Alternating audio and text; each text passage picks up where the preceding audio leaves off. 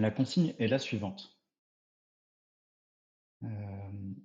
Soit P et Q de polynômes de C crochet X, tel que, pour tout Z complexe, module de P de Z égale module de Q de Z. Montrer qu'il existe un U donc partout dans un U, c'est-à-dire au cercle unité, donc un complexe de module 1, tel que Q égale U fois P. Ok. Alors pour bien raisonner, moi ce que je me suis dit, c'est que quitte à échanger P et Q, on va supposer que le degré de P est inférieur ou égal au degré de Q.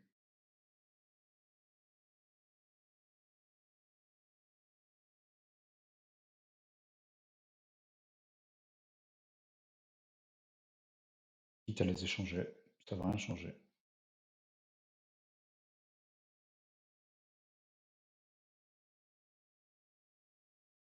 Et en fait, on va raisonner comme Thunderstar l'a suggéré avec les racines. Donc, on a, je réécris la formule, module de P de Z égale module de Q de Z. Et donc, si on note bah, cette quantité-là, qui est le degré, on va l'appeler n. Si on note les racines R1, Rn,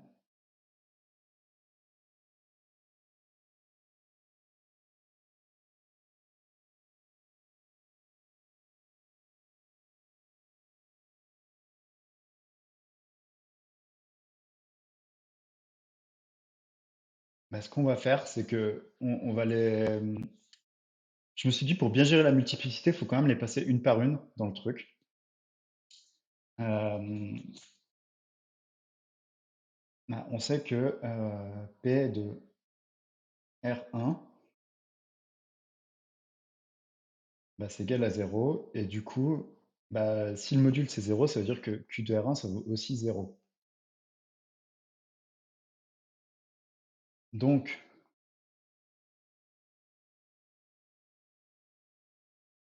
on peut écrire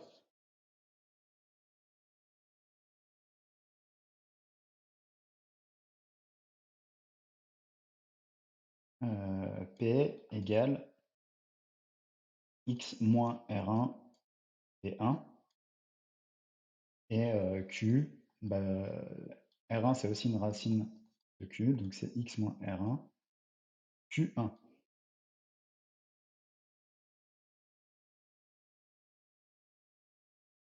Et en fait, on itère ce procédé n fois, et le degré de P.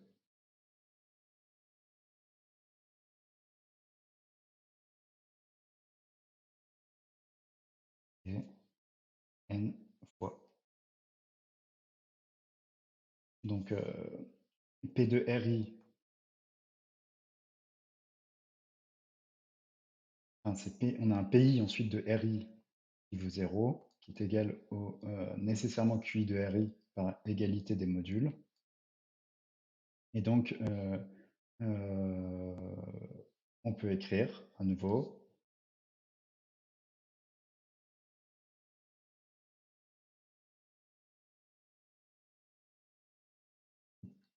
PI égale X moins RI plus 1 fois un nouveau polynôme PI plus 1. Pareil avec Q. QI, c'est X moins RI plus 1 de QI plus 1. Ok. Partant de là, bah, si on itère ce procédé n fois, on se retrouve avec P, c'est X moins R1 P1. P1, je vais aller un peu trop vite là. qui est égal à x moins R1 fois x moins R2 P2. Et si on fait ça n fois, ça fait, bon, on va écrire avec un produit, produit de i égale 1 à n, dx moins ri, Pn. Et vu que P il est de degré n, ça c'est une constante C.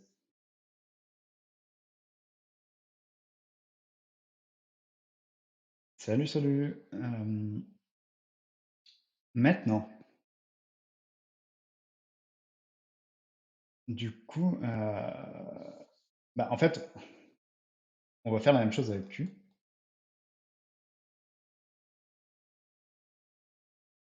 On a appliqué le même traitement à Q, donc Q, on va l'écrire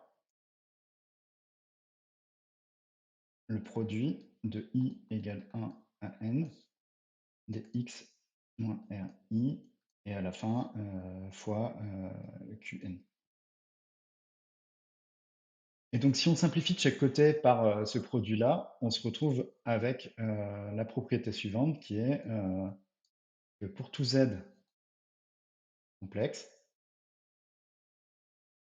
module de Qn de z égale module de Pn de z. Et module de Pn de z, c'est une constante C.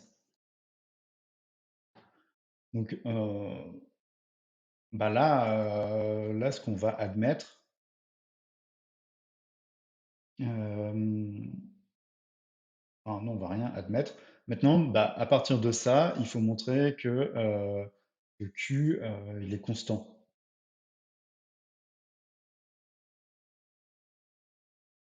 Et Q, il est constant parce que si Q est tel que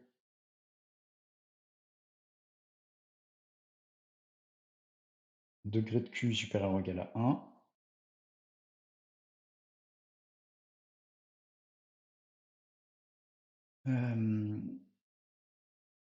bah, tout simplement, on peut trouver, il existe Z1, il existe Z1 appartenant à C tel que Qn de Z1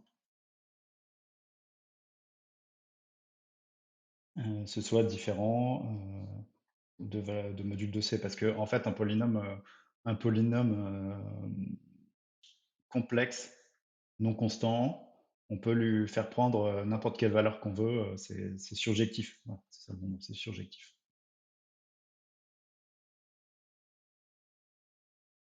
Donc,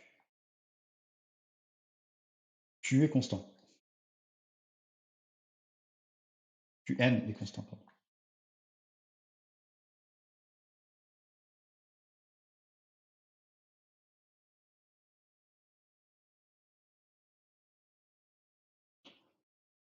Maintenant,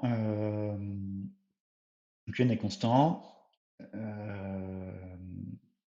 Je sais que module de Qn, c'est C. Et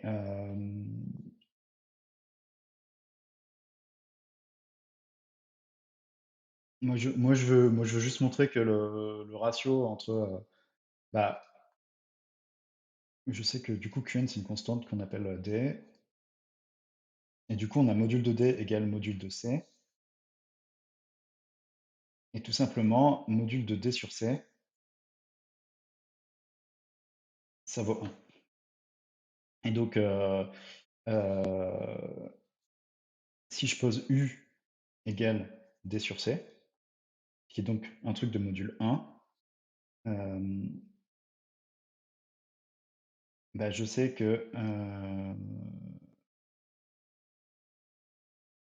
alors si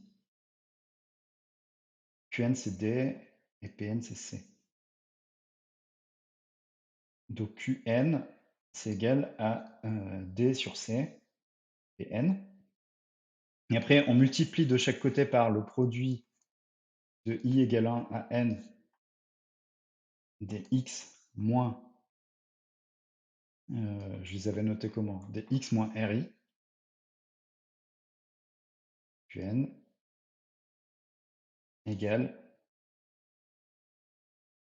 produit de i égale 1 à n avec D sur C en facteur devant, dx moins ri, et n. Et là, on a fini de remonter. Ça, c'est Q égale